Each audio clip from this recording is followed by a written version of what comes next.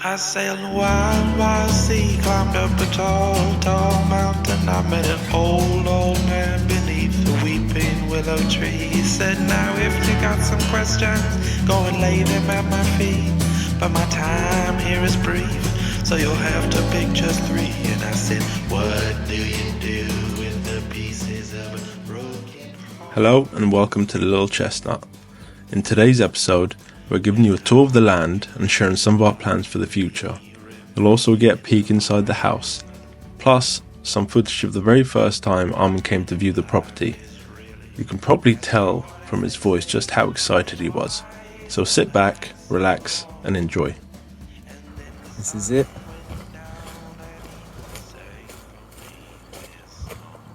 Honestly, I'm amazed. You don't know what route I just took. I'll show you in a video in a sec. This is incredible. This is fucking incredible.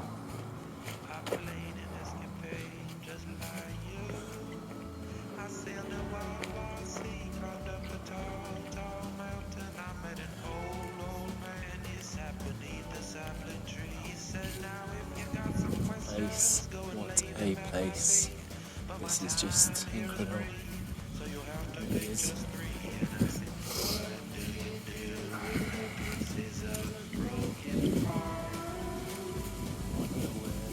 20 acres of pasture is because on this land there's 20 acres of pasture as well.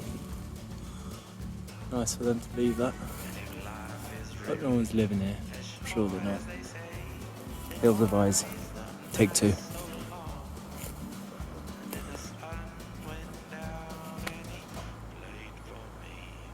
Needs work, but I with that. Big house. Nice. Fucking nice. What's this? A well?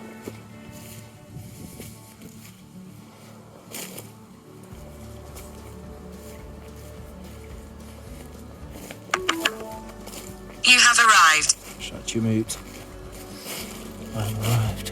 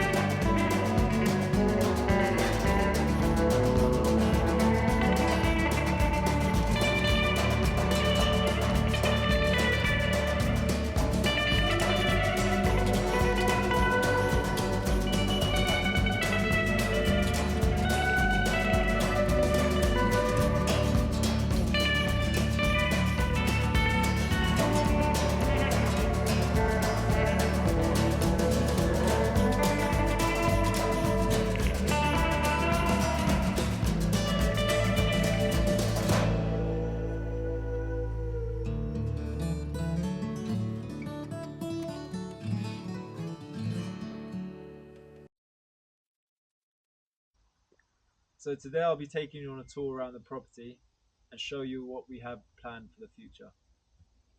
First and foremost, I'll go to the spring and I'll run you through how that system works.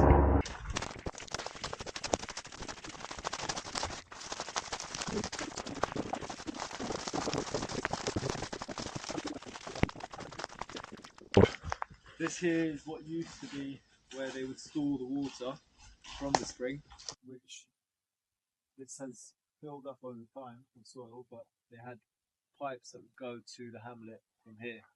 So the spring water would fill this up and then direct it to the hamlet. Obviously no longer in use, and that's why you see it's massive retaining wall.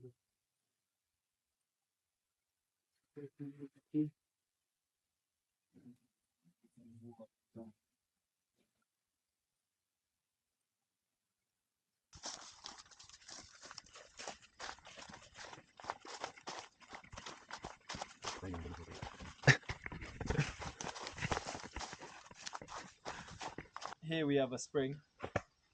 We'll go up a little bit and I'll show you exactly where the spring is coming from and currently what sort of system we have in place. We've got a temporary, we've temporarily tapped the spring, but in the future we plan to do a better job of it and have a proper filtration system. Currently it's very basic, but it does the job. So the spring fills up the reservoir. Yeah, well, it fills up that tank. So this is currently what a spring looks like. We've got some stones in there just to filter. It's very basic for the moment, but it does the job. It was much better than what it was. So essentially this fills up and it instantly drains down into that tank. That tank there has got a reverse float in there, which is connected to our pump. So every time that tank fills up, it automatically initiates the pump, which then pumps the water up to the mountain about 50 meters of head height, and then from there it fills up all the reservoirs automatically. So this turns on and off throughout the day to fill up the reservoirs. Currently we've got it on manually since we don't need the water in the winter, but in the summer this is constantly turning on and off by itself every time it gets filled up from here.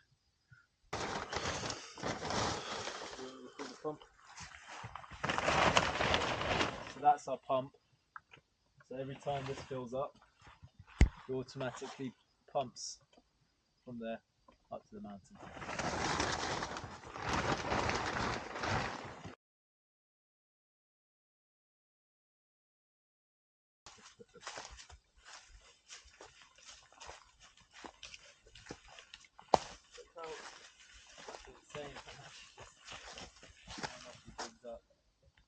Bites a bit of root, moves on.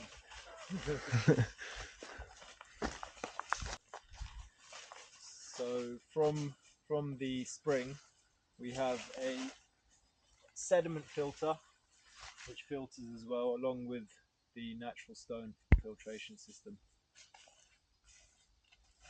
And then at the house as well we've got a secondary filter as well at the house, and then also one other filter like that comes down, so multiple filtration points.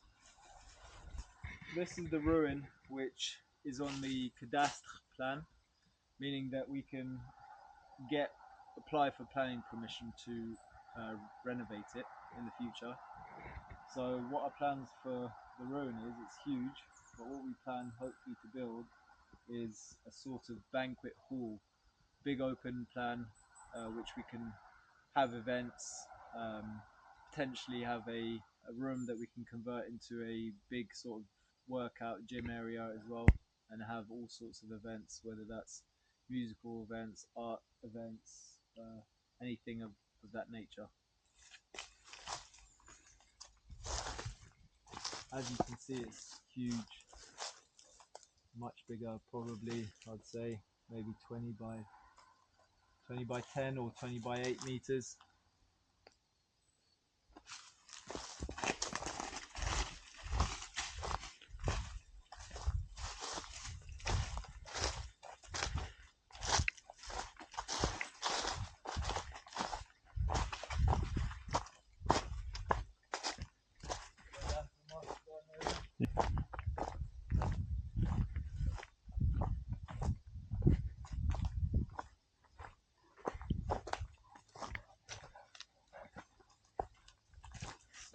We are now, I'll show you around the market garden area.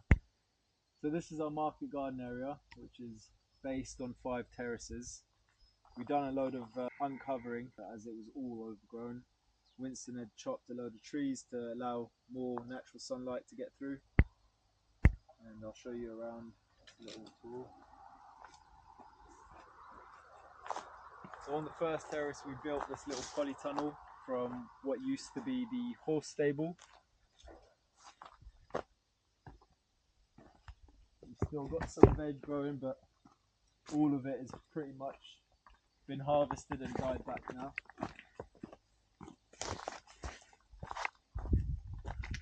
This is our second terrace here.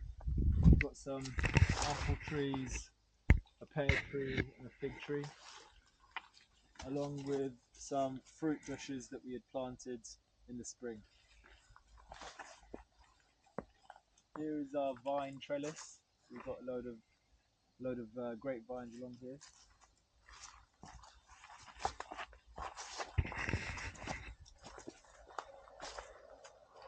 On this terrace is the only terrace that we had done some major works on, like bringing soil down to and then using chipwood for our pathways. As you can see, we still have some veg growing here. We have some leeks, some onions, some beetroot, some carrots, and a bit of lettuce still growing.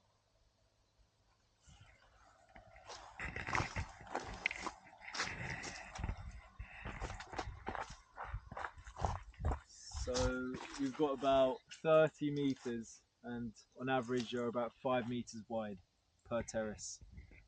This is the main flat terrace, which allowed us to actually create some market garden beds.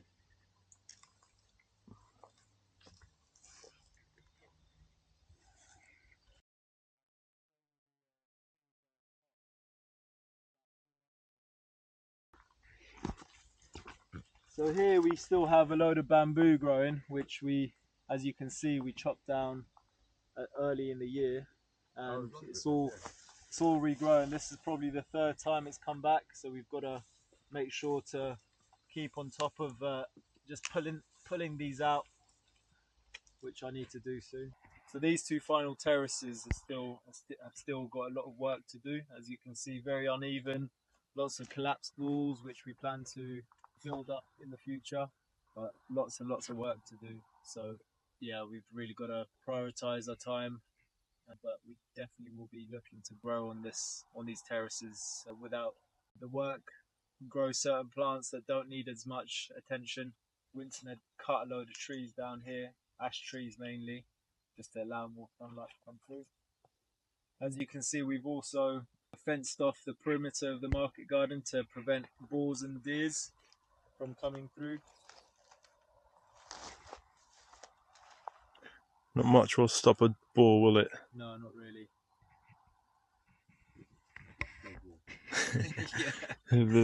Maybe this guy. Maybe this guy. He's waiting. Yeah, Make his day. that's it. That's our Obelix. He likes to put his face in bamboo bush.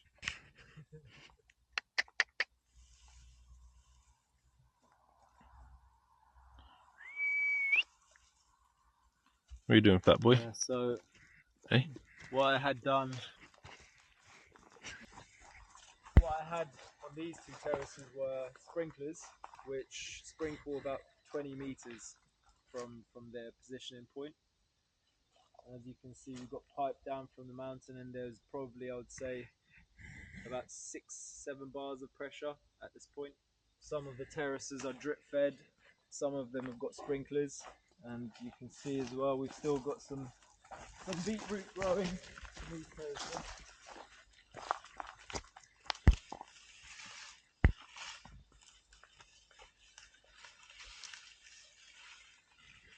Nice red one.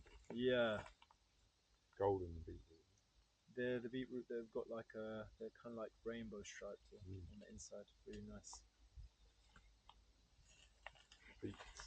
Very, very good. I think it's actually I think it's very good for your gout. Yeah. I think either it's very bad or very good. Probably good, yeah. Risk it, mate. See what happens. 50-50. Just M&M's at that.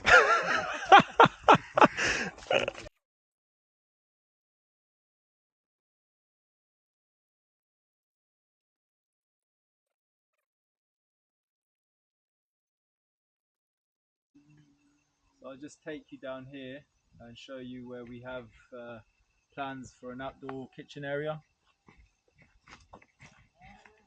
Currently it's used as a scrapyard.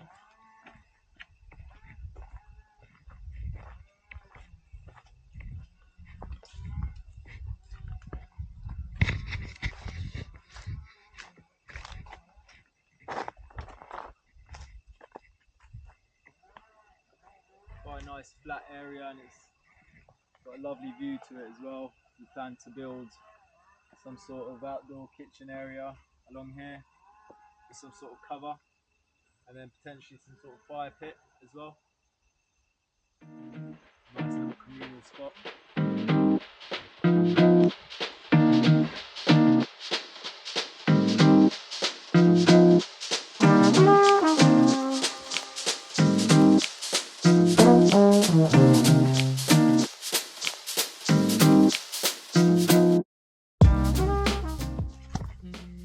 Here is one of the ridge lines of the property. We have two ridge lines, which two mountains join together to create a ridge, where you have a lot of rain runoff coming down, and when it rains you quite literally have hundreds of thousands of litres of water that just run off from here. So in the future what we plan to do is redirect this water that runs off and then harvest it, which will be a very simple fix to storing lots and lots of water.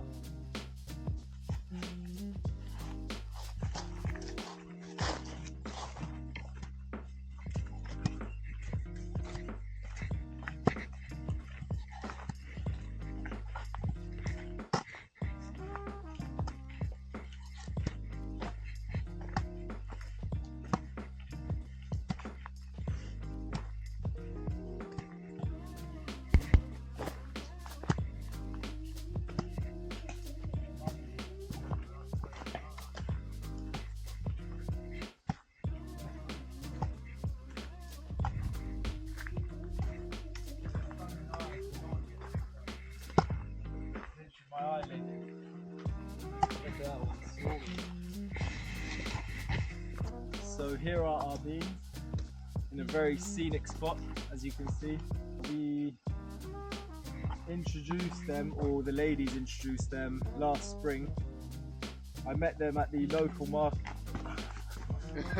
That's what happened last time. Flew into my head. Then all of a sudden I'm starting to get stung. I don't know if they accidentally fly into your head, but I don't imagine that it's accidental. Go again. Yeah. We'll keep that bit in there though. They're real bees. Yeah, they're real. Yeah. So we introduced them last spring from a couple of ladies from a local market, which I asked the year before that if they'd be interested in bringing their bees onto the property, which they were. We looked at a few spots in the forest. Apparently they were no good because of the lack of sun, and this worked out the best area for them. This spot probably was half in size. We brought a load of soil over from near the house and backfilled and levelled out the space to create a bit more space for the bees. So yeah, we've already got a big harvest of honey from them a couple of months ago, which is lovely. That will last us a good year, and they're looking to, the deal is that they give us some honey for keeping the bees on the land. And to be honest, even if they didn't give us any honey, I'd still be very happy in having the bees here, because first and foremost it's beautiful to have them here. It's a lovely sight, and then secondly they bring pollinators onto the land, which is great. So yeah, for the ecosystem they're incredible. From here is our viewpoint.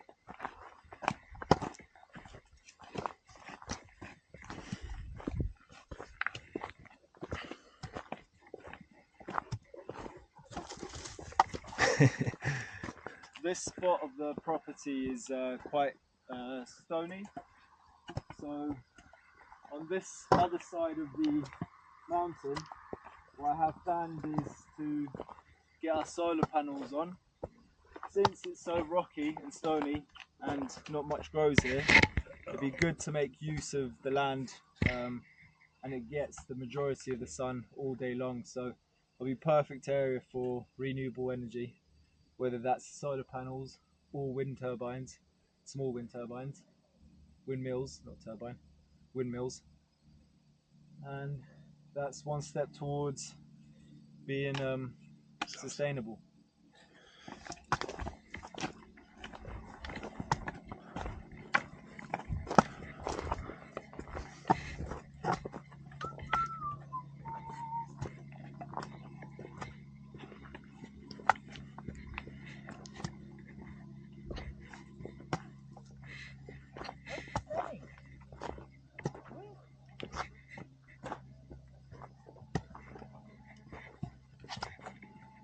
As you can see, this is our viewpoint.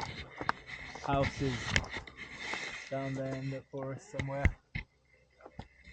And the land comprises of the borderline between where the pines divide onto what is the chestnut.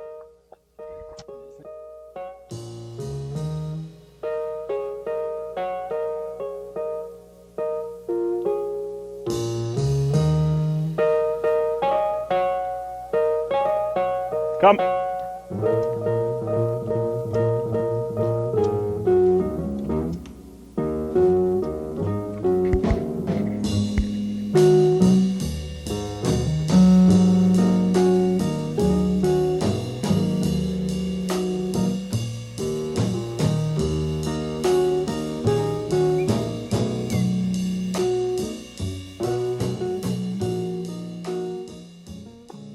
So this is where the property starts, and this is our drive-through, driveway. Just beyond this is where we keep our chickens.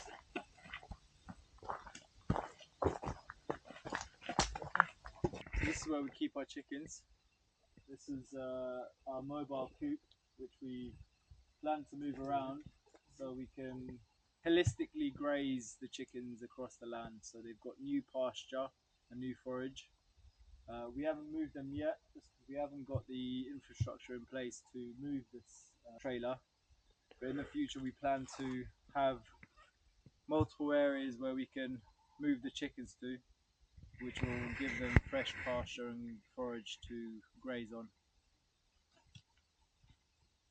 But in there they've got about 150 meters of electric fencing. Don't know what the surface area is, but that's a lot of area for the number of chickens we have.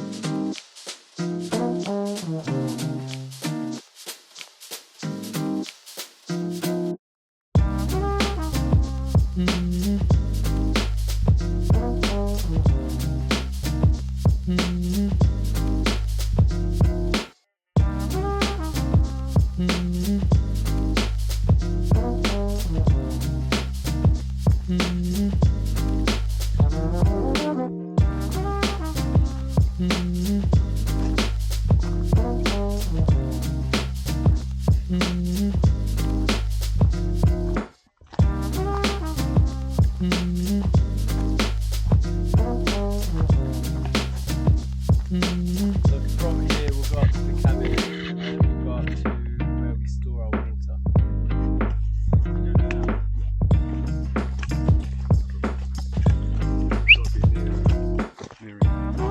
Oh yeah. Come.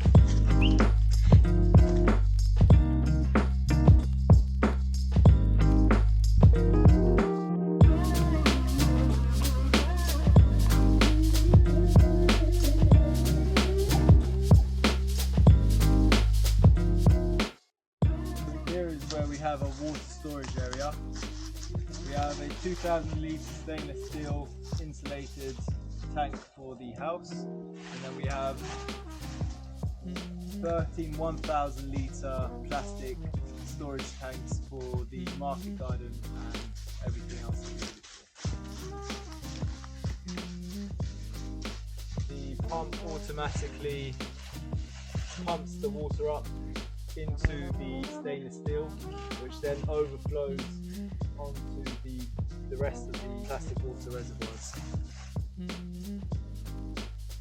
In the future we are planning to build some swales or ponds up in the mountains, so we can fill that up, line it with some bentonite clay, line that to allow it to be sealed, and then potentially have that filled up from our rainwater, which we'll be collecting, and also the excess water that we'll be collecting from the spring, which will allow us to harvest a lot more water. This is something temporary and it's done the job nicely.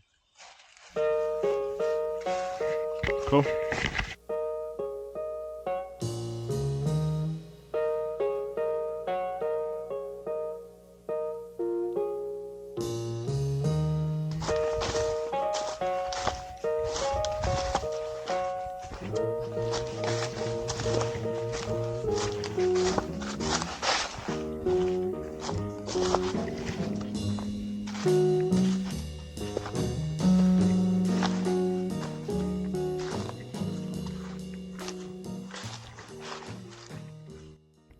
Welcome to our cabin. This cozy space was built on stilts due to the steep gradient of the land, allowing us to accommodate friends and visitors while we're working on the main house. It's waterproof, though not completely finished, but it's perfect for hosting guests. We'll be doing a video on how we built this cabin down the line, so stay tuned for that. We also plan to build a wraparound decking area, which will offer uninterrupted views from atop the mountain, surrounded by trees. It's going to be wonderful.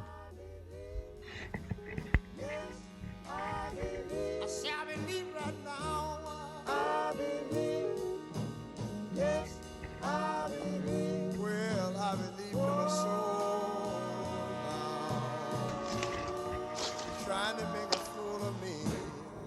I believe it. I believe it. Well, you're going round here with your head so hard. I think I'm gonna have to use my rod, 'cause I believe, yes, I believe. I say I believe right now. I believe, yes, I believe. Well, I believe to my soul now. Trying to make a fool of me. I believe it. I believe it. This is our humble little gym. It's basic but functional, with simple weights, a bar, a homemade bench, and resistant bands. We've also got a Beastmaker pull-up board to help with strength training. It may be minimal, but it's everything we need to stay fit and active. I say I believe right now. I believe, yes, I believe. Whoa, whoa, I believe to my soul. Trying to make a fool of me. I believe.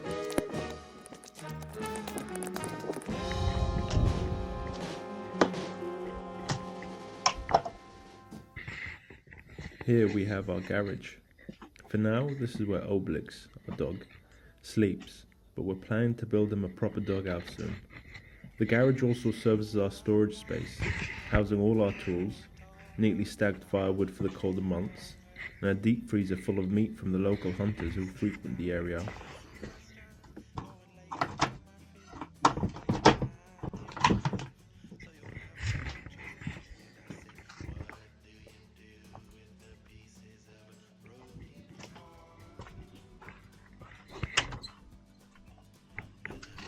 Now onto the living room and kitchen.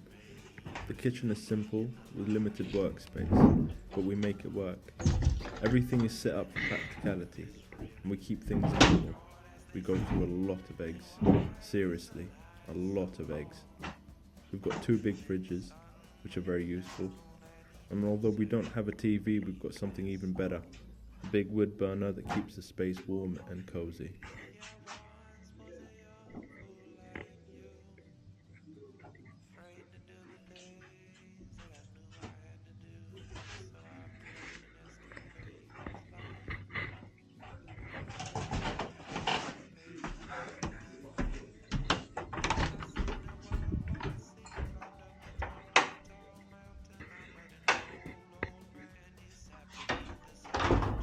Upstairs is where the 3 of us currently sleep. It's cozy, and we've got another wood burner up here to keep us warm on those chilly nights. While it works for now, we're definitely looking forward to having some more privacy once the main house is finished.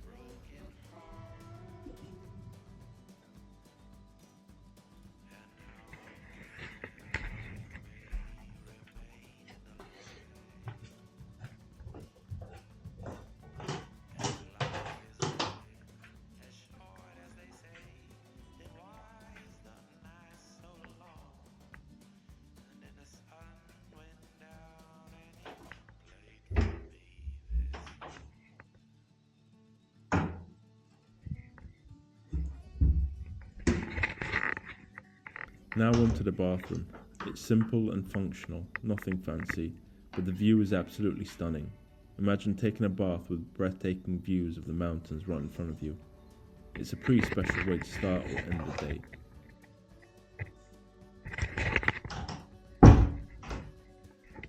Thanks for joining us on this tour.